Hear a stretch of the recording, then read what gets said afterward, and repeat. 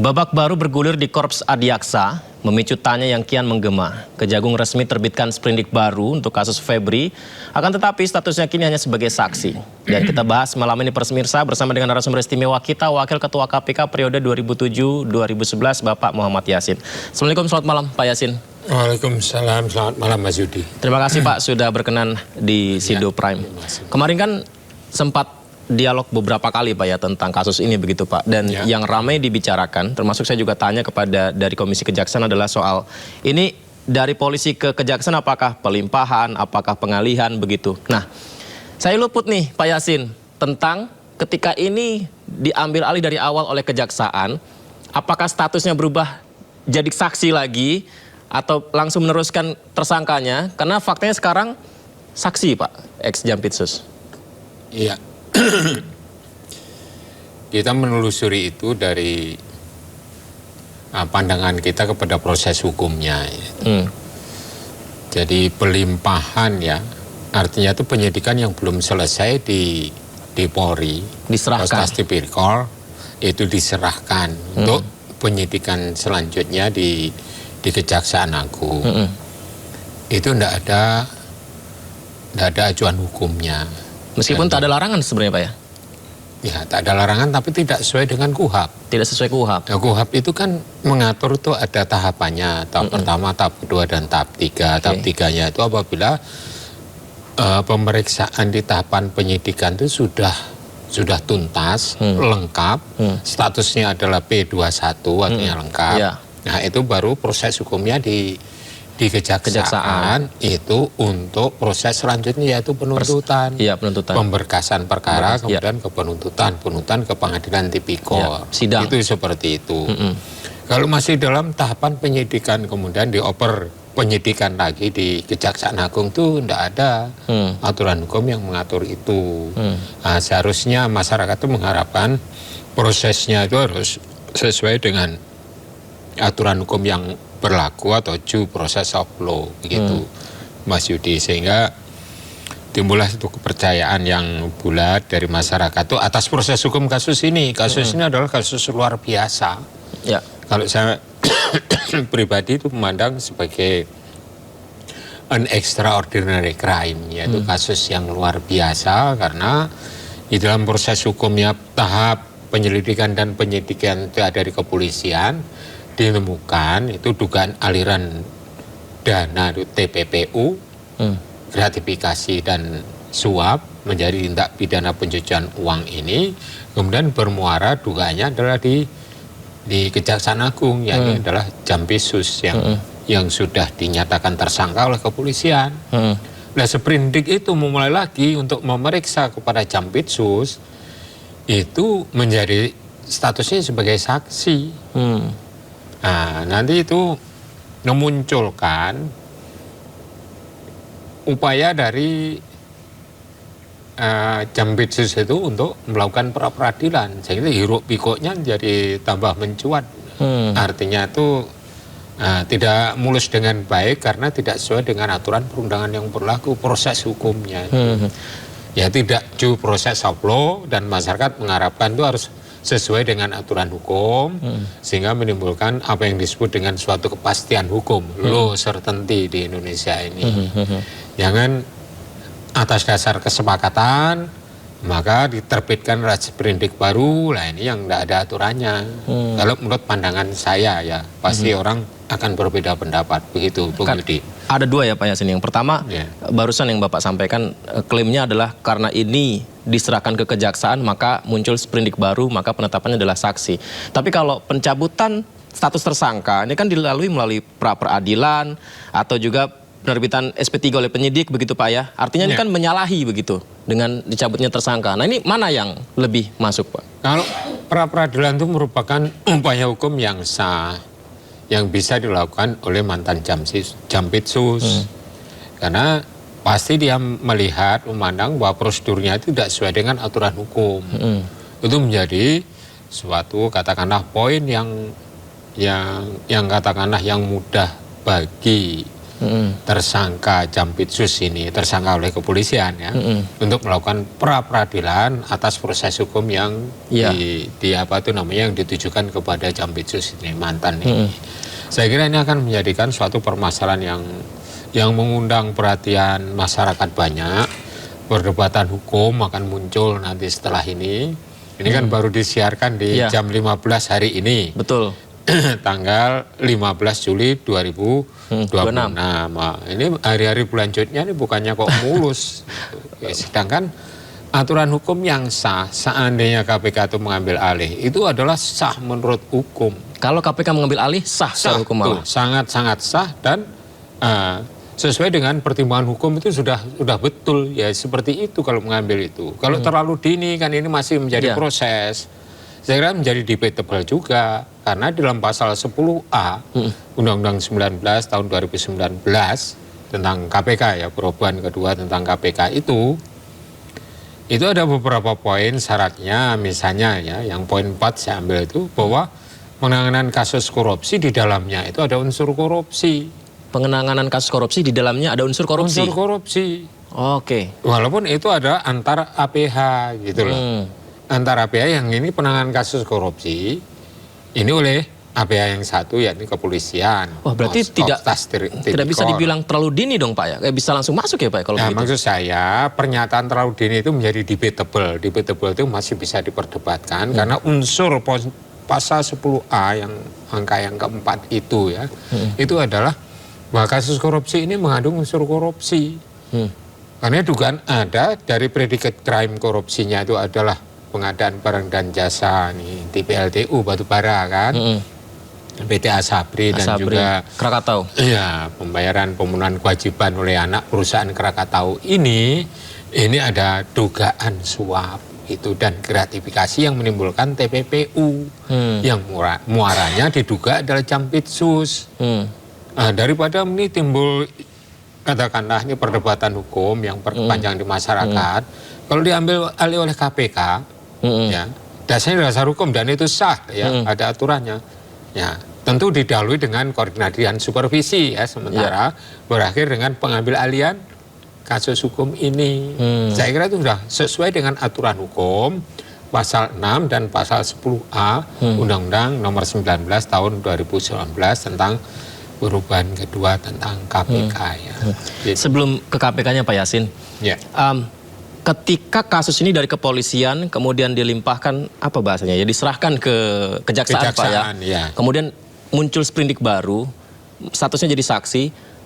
Apakah artinya semua yang sudah diawali oleh polisi penyelidikannya dan segala macamnya, termasuk juga barang-barang buktinya, itu akan dianggap dari nol lagi kalau begitu? Ya kita harus berbicara bagaimana seharusnya, jangan langsung diserahkan lah. Jadi diselesaikan di kepolisian, kemudian tuntas, P21 itu tahap ketiganya itu dalam KUHAP-nya itu seperti itu, baru diserahkan kejaksaan melakukan pemberkasan, kalau sudah P21, nah, kemudian diteruskan ke pengadilan tipikor. Itu seperti itu. Kalau yang ini belum tuntas di kepolisian, kemudian diserahkan kejaksaan seperti yang kita ceritakan tadi, kemudian oleh kejaksaan dikeluarkan sprindik baru, terus kemudian dasarnya adalah nota kesepakatan, itu tidak ada acuan hukumnya, makanya timbul perdebatan hukum. Ada yang kejaksaan menganggap sah, nah, kalau dikaitkan dengan aturan hukum yang lain, KUHAP khususnya itu bertentangan atau tidak sesuai dengan aturan yang ada dalam KUHAP itu. Ya, itu artinya sprindik baru itu barang-barang buktinya baru lagi untuk mencari dikumpulkan lagi, bisa saja seperti itu potensinya ya Pak ya. Yang 74 bisa saja kilogram diserahkan dari kepolisian diserahkan, yaitu barang bukti diserahkan kepada kejaksaan. Tapi mekanisme itu tidak diatur dalam suatu aturan perundangan. Ada suatu yang dilanggar. Apa risikonya, potensinya? Pra-peradilan. Kalau pra-peradilan menang, ya akan tambah lagi, tambah lama. Bisa saja ditersangkakan kembali oleh kejaksaan, tapi kan ya hiruk pikuknya tambah panjang, gitu aja. Baik, Pak, untuk memperdalam kasus ini sebenarnya Pak, ketika masyarakat banyak mencurigai aktivitas kegiatan bisnis begitu Pak ya, yang sepi katanya begitu Pak ya, tapi ternyata menguntungkan dengan skala besar, kemudian ditemukan berkilogram-kilogram emas, ada ratusan miliar di rumah, apakah itu sudah 100% dianggap ada sesuatu yang salah di situ Pak? Ada TPPU di situ? Ya, pasti itu Kompas Tipikor itu sudah menelusuri itu. Jadi tidak serta-merta, kan sudah berani menetapkan tersangka, 2 alat bukti sudah ada kan, dari saksi-saksi yang banyak yang diperiksa, kemudian memberikan keterangan yang artinya itu yang saling melengkapi, artinya itu bersesuaian lah itu dalam istilah hukumnya.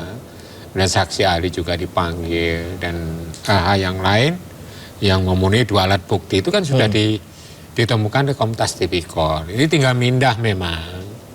Tapi mindahnya itu kalau dalam ketentuannya belum berstatus sebagai suatu ya lengkap, artinya itu proses hukum yang lengkap di kepolisian, belum P21, maka itu yang menjadi pertanyaan, menjadi timbul perdebatan hukum. Ini belum pernah ada sebelumnya Pak ya? Iya, belum ada, dan sesuai dengan KUHP yang baru tidak bisa seperti itu. Tapi kalau pelimpahan dari kepolisian ke KPK itu ada Pak dalam KUHP Pak? Ya, kalau pelimpahannya diatur di dalam suatu undang-undang KPK itu. Diatur, ya sesuai dengan ketentuan di KUHP bahwa yang mengambil alih itu berdasarkan pasal 10A, misalnya kasus korupsi, yaitu yang diajukan oleh suatu pengaduan tapi tidak ditindaklanjuti, kemudian melindungi pelaku yang sebenarnya, terus kemudian proses hukumnya berlarut-larut tanpa alasan yang jelas, terus kemudian ada intervensi dari pihak eksekutif, legislatif, dan yudikatif. Juga ada apa itu namanya kasus korupsi yang proses hukumnya itu mengandung unsur korupsi. Itu aja dianalisis dari aspek itu aja sudah mencukupi. Itu. Dari yang Bapak sebutkan tadi, nggak ada ya yang langsung ke kejaksaan dari awal lagi Pak ya? Ya, nggak ada yang dari kejaksaan awal lagi gitu loh. Statusnya baru tersangka menjadi saksi lagi. Bukan diperiksa sebagai tersangka, tapi diperiksa sebagai saksi. Timbul perdebatan hukum. Harapan masyarakat tentunya, sebagai saya, sebagai masyarakat biasa, itu mengharapkan bahwa proses hukumnya itu harus ditempuh melalui proses hukum sesuai dengan ketentuan peraturan perundangan yang berlaku, ya KUHP, undang-undang kepolisian, undang-undang kejaksaan, nah undang-undang KPK juga ada. Kalau proses ambil alih itu hanya KPK yang punya kewenangan untuk mengambil alih kasus korupsi dengan kriteria yang saya sebutkan tadi. Dan salah satu itemnya itu tidak usah dianalisis panjang lebar, itu sudah ada unsur korupsi kok penanganan meskipun kasusnya itu. Nanti dari saksi bisa saja perkembangan sprindik hasil penyelidikannya menetapkan ex-Jampitsus jadi tersangka juga Pak ya? Iya, tapi kan menjadi peluang untuk mengajukan pra-peradilan. Menjadi peluang. Misalnya pra-peradilan yang juga dimenangkan oleh Jampitsus mantan itu nah, bisa saja ditersangkakan tadi. Tapi ini keruwetan ini yang seharusnya tidak harus terjadi seperti itu. Bila itu semua itu berkoordinasi dan supervisi, kemudian hasilnya adalah silakan diambil alih. Itu lebih enak. Jadi ada perdebatan hukum. Kalau kemarin kan lebih efisien, ada yang bilang seperti itu Pak, lebih efektif. Karena toh ujung-ujungnya ketika P21 juga di kejaksaan kan gitu Pak. Yang sekarang terjadi sekarang ini, sprindik 3, sprindik baru, kemudian dari saksi lagi, ini apakah efisien? Ya kalau di KPK kan nggak ada melibatkan kejaksaan lagi kalau sudah dilimpahkan. Karena KPK mempunyai kewenangan penyidikan dan penuntutan.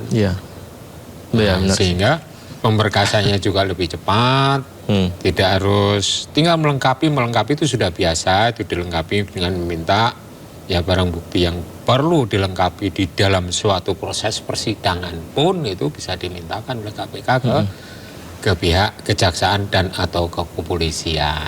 Itu baik. Mas Yudi. Pak, satu lagi Pak, ini mumpung ada Pak Yasin, saya ingin tanya soal modus menyembunyikan tindak pidana pencucian uang, menyembunyikan uang Pak. Itu seperti apa Pak dari koruptor-koruptor ini Pak? Ya, Biasanya tidak melalui suatu perbankan atau lembaga Tidak melalui perbankan? Tidak melalui perbankan menyembunyikannya, disembunyikan di suatu tempat seperti yang terjadi di Rumah mewah Sentul? Kemudian Kafe? di Money Changer? kemudian di rumah. Berarti itu udah memenuhi semua itu Pak ya? Ya seperti itu modus yang sekarang. Jadi tidak melibatkan financial institution sebagai intermediary untuk menyimpan atau untuk mengamankan uangnya. Mengapa Pak tidak melibatkan perbankan? Kan terikot perbankan maupun lembaga asuransi, lembaga misalnya investment misalnya atau insurance itu harus melaporkan semua transaksinya itu kepada PPATK. Ya. Nah, dari situ kan ketahuan ini duit dari mana. Ada kecurigaan karena PPATK adalah mengikuti uang atau follow the money. Mengapa saya tanya ini Pak Yasin? Ya. Karena ketika konferensi pers setelah penggeledahan itu diakui bahwa ini bisa dicek, uang tersebut ada yang punya, emas tersebut ada yang punya, rumah tersebut ada yang punya, bisa dicek. Nah kalau memang semuanya bisa dicek, apakah? Ya, dicek itu artinya itu kan pengakuan yang mereka menjadi tersangka itu. Betul. Artinya pengakuan Jamsisus ya biar saja dia menyampaikan seperti itu. Nanti proses hukum, pemanggilan saksi-saksi, barang bukti yang lain yang dikumpulkan oleh kepolisian kita kan tidak tahu. Yang paling tahu adalah kepolisian. Nah, berani menetapkan tersangka. Berarti ya saksi-saksi ahli, barang-barang yang dikumpulkan itu setelah bersesuaian kalau saksi-saksinya banyak misalnya gitu. Dan memenuhi 2 alat bukti yang cukup, maka berhak bagi penegak hukum dalam hal ini adalah Kontas Tipikor, Polri itu menetapkan sebagai tersangka. Tapi seharusnya jangan buru-buru diserahkan kepada kejaksaan kalau mau proses yang benar. Jadi istilahnya dituntaskan sampai P21 baru diserahkan kepada kejaksaan.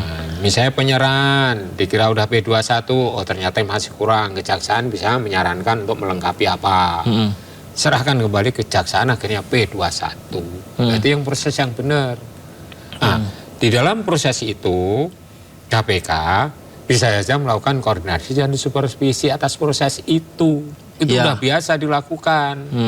Bukan berarti merecoki artinya apapun harus mengikuti kehendak KPK. Enggak seperti itu ya? Ya keputusan tetap di kejaksaan. Supervisi itu kan hanya untuk mempermudah proses. Baik itu penyelidikan ke penyidikan maupun setelah ditetapkan tersangka, kemudian pemberkasan menuju kepada penuntutan di pengadilan. Paling hanya itu, sebagai mitra konsultasi. Tidak punya kewenangan untuk memberikan sanksi kepada kejaksaan bila dari supervisi itu menimbulkan suatu hal yang tidak sesuai yang diinginkan oleh KPK, karena tidak sesuai dengan aturan perundangan misalnya. Tidak bisa memberi sanksi. Kecuali kalau kasus itu diambil alih oleh KPK. Ya. Berarti itu akan firm. Dari kejaksaan sendiri keuntungannya apa? Tidak dituduh untuk konflik interest, tidak ada. Oh ini kejaksaan tidak independen. Nah, ini bertukar kasus besar antara pihak yang satu dengan yang lain, yakni kejaksaan dan kepolisian. Tidak ada tuduhan seperti itu dari masyarakat. Apabila itu diambil alih oleh KPK atas dasar koordinasi dan supervisi. Memang tidak serta-merta, koordinasi supervisi 2 kali, 1 kali, 2 kali kan serahkan kan udah enak itu. Bukan tidak ada pernyataan yang terlalu dini. Yang penting diadakan koordinasi supervisi gitu. Diberikan saran-saran yang baik sehingga menyejukkan masyarakat. Yang terlalu dini mungkin yang Bapak maksud adalah dari polisi, kenapa langsung belum selesai P21 ke kejaksaan gitu Pak ya, yang terlalu dini itu kali Pak ya? Ya, pernyataan pimpinan KPK yang ini ketua, apabila KPK mengambil alih itu terlalu dini.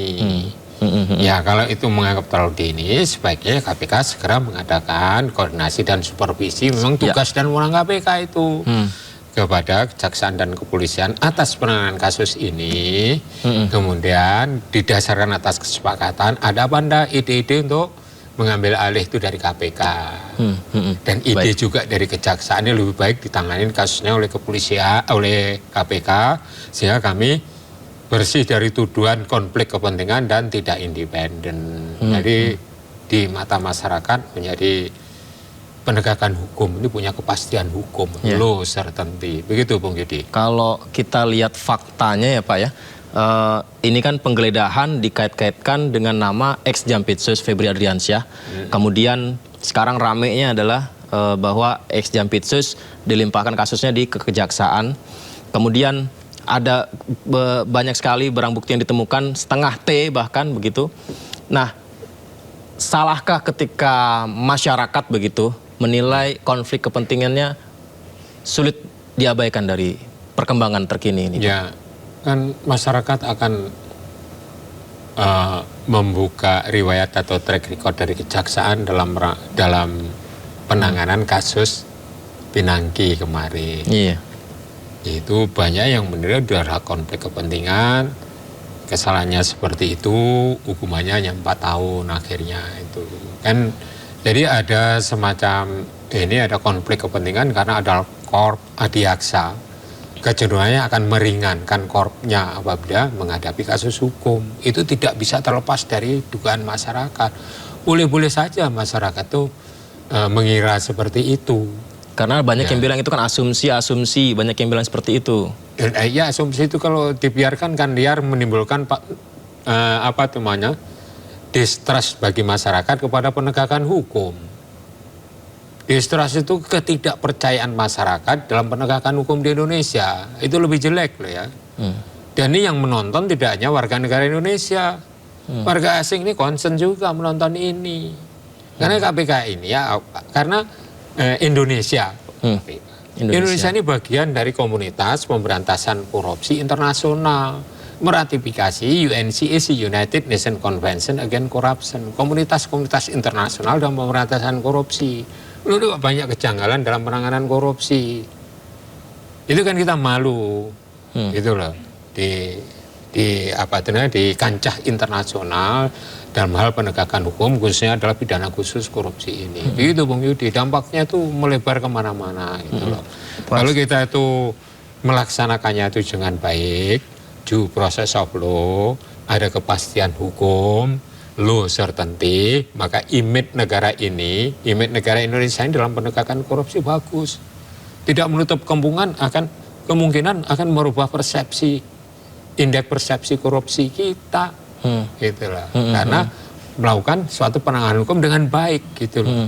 Tidak ada keberpihakan, bertanggung jawab kepada masyarakat, transparansi, accountability, responsibility ini muncul di dalam suatu penegakan hukum. Pak Yasin, 74 kg emas ditemukan barang bukti, kemudian uang dalam dolar Singapura, dolar Amerika, $0,5 triliun kalau tidak salah ditemukan barang bukti. Tadi ada sprindik Asabri, Krakatau, kemudian batubara ya.